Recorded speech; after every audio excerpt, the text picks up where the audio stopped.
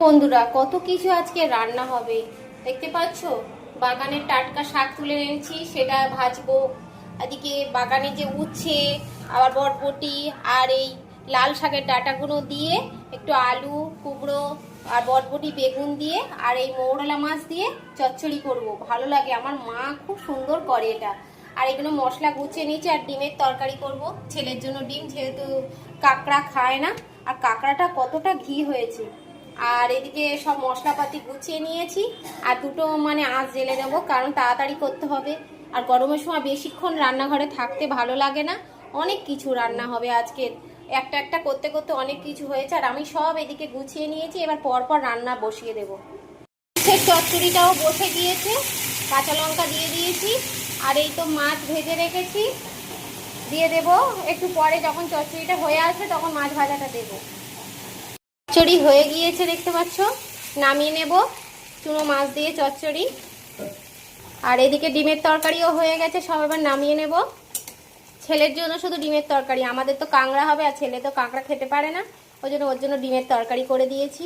আর আমাদের এখানে রক্তদান শিবির আছে, যে যে রক্ত দিতে আসবে আমাদের বাড়ি থেকে ঘুরে যাবে। শনিবার দিন আছে। তরকারি করবো বলে পেঁয়াজ রসুন তারপরে টমেটো কষিয়ে নিচ্ছি, ভালো করে ভেজে মশলাটা কষিয়ে নেব। তারপর কাঁকড়ার ঝালটা দেবো, কাঁকড়াগুলো দেবো। বুঝতে পারছো, মশলাটা যত ভালো কষাবে টেস্টটা তত ভালোই হবে।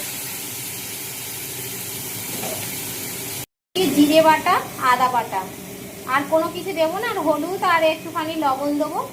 আর এই মশলা দিয়েই করবো, বাটা মশলার এই কাঁকড়া কারি। এবার মশলা দিয়ে এই কাঁকড়াগুলো ভালো করে কষিয়ে নেব।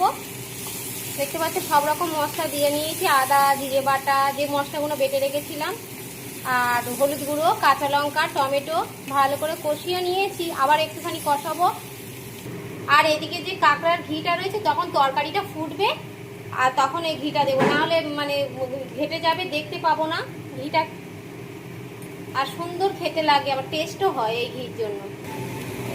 ভালো করে কষিয়ে নিয়েছি, এবারে জল ঢেলে দেবো, দিয়ে ফুটতে দিতে হবে 10-15 মিনিট। তো কাঁকড়াটা ফুটতে দিতে হবে।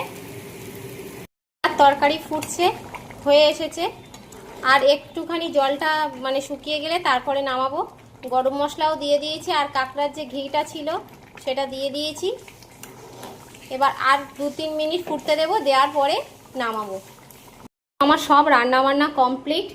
এতে কাঁকড়া, এদিকে ডিম, এদিকে উচ্ছে চচ্চড়ি, আর এদিকে শাক ভাজা, সমস্ত রান্না আমি কমপ্লিট করে ফেলেছি। এদিকে ছেলের ভাত বেড়ে দিয়েছি, ও তো ডিমের তরকারি খাবে, এই জন্য সমস্ত রান্না আমার কমপ্লিট হয়ে গিয়েছে।